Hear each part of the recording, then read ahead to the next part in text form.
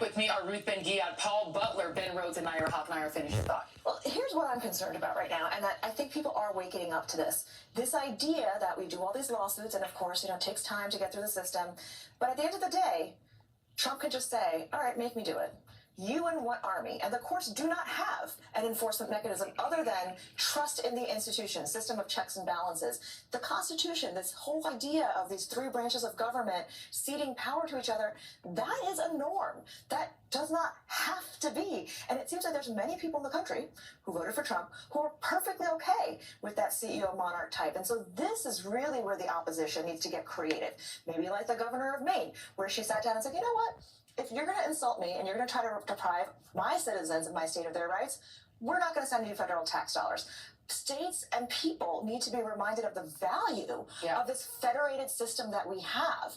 California is the breadbasket, feeds the entire country. What happens when they can't provide food anymore? Right.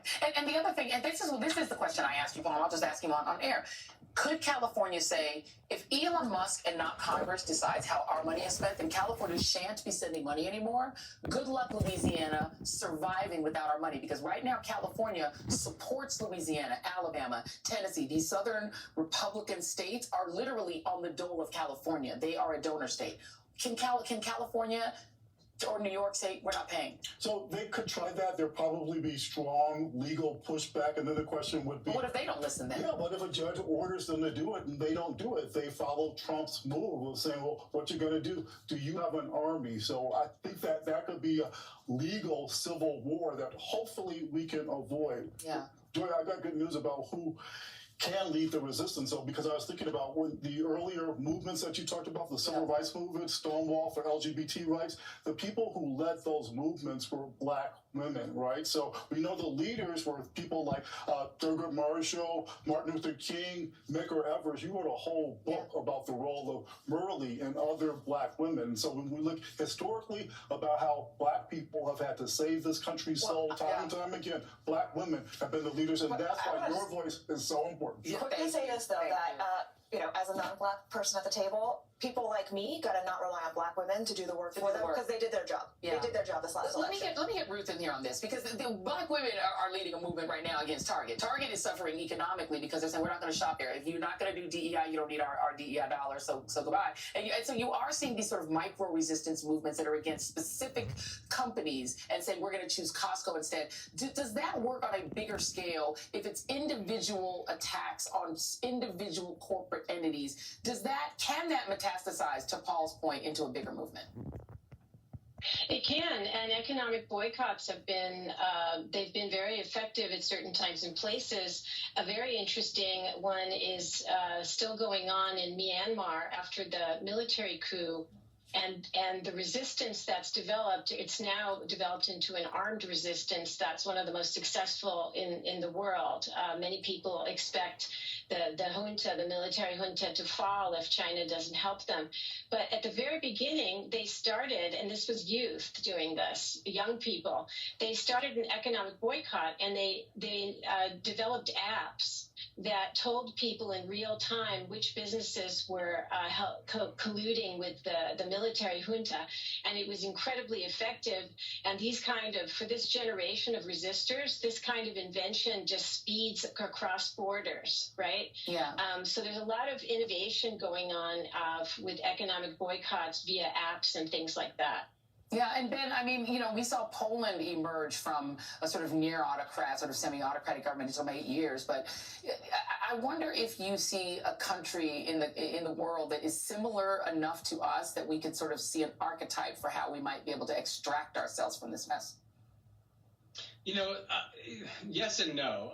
There have been a variety of European countries like Poland and smaller ones too. Like I have friends who've fought back autocracy in places like Slovenia that have kind of stared over the abyss of autocracy, kind of pulled back. What they did in those countries is they built big tent coalitions, right? So they said, look, from the left to the center, there's stuff we don't agree about, but essentially this is existential for our country. And so we're going to put ourselves under one umbrella and we're going to prioritize democracy. frankly, that's kind of what failed for us in the last election. I think what we have to realize is that we're distinct from those countries and from a lot of countries around the world precisely because of what we've been talking about. Because we are so big and so diverse, we're multiracial, we're multi-ethnic, we're 50 states and a federated system. And so in some ways, that gives us more tools to fight back. But I think what's missing, Joy, is it can't just be an antiseptic democracy that's institutions. Right. It has to be something moral. It has to, the kind of thing that gets people in the streets, the kind of things that mobilize things like the civil rights movement, was a kind of moral cause. And I think we've lost that in our politics. We didn't have that in the last election. It's why, by the way, I appreciate Joy Reid's voice so much. It's because we need people that are willing to fight for things, even some things that aren't popular. You know, it's not just about finding the best poll-tested language. It's about showing that you care about something and that you're willing to stand up for it and that you're willing to fight for it. And frankly, we have the perfect antagonist right now. Elon Musk, you're right, this kind of South African oligarch, and Donald Trump, this guy who's enriching himself while they loot the government in front of everybody's eyes. This is not a hard target in terms of an opposition that is clearly not on the side of most people in this country. I think what is needed is, yes, the tactics that we've been talking about, yes, the big coalitions we've been talking about, but they kind of return to a sense of who are we as a country? What do we stand for? What do we want our identity to be, not as just white Americans or other ethnicity groups, but what do we want to be as American? And I think that's been missing a bit over the last decade in terms of the people standing for democracy. These aren't just institutions of government. This is who we want to be as Americans. And I think the time is ripe for people to start to make an argument that is very different from Donald Trump's, but also different from the kind of antiseptic, almost academic defenses of democracy that we've been making in the Trump years. That is so smart. And I mean, Paul, it's kind of similar to what you said. I mean, the reality is, when you say we have to fight for our democracy, nobody knows what that means. Most people do not know what that means. They don't sit around with a textbook figuring it out. But people, you know what people understand? Elon Musk paying himself and the hood not getting any money. Exactly right. And that's what's happening. He's literally, people were angry that Ukraine was getting money that they translated in their mind to money that's not going to the hood. You know who's taking money from the hood? Elon Musk. Exactly right. It's a simple argument, and maybe somebody should make it. That's right. When you call Social Security, you have to wait 8 hours on the phone. When your check from IRS is late because they don't have enough workers, who do you blame? Don't blame H&R Block, because H&R Block tried. I need a government that's going to do things for me and not to me. There you go. Amen. Ruth Ben-Ghiat, Paul Butler, Ben Rhodes, Nayyera Haq. Brilliant panel. Thank you all very much. We'll be right back with more of The ReidOut.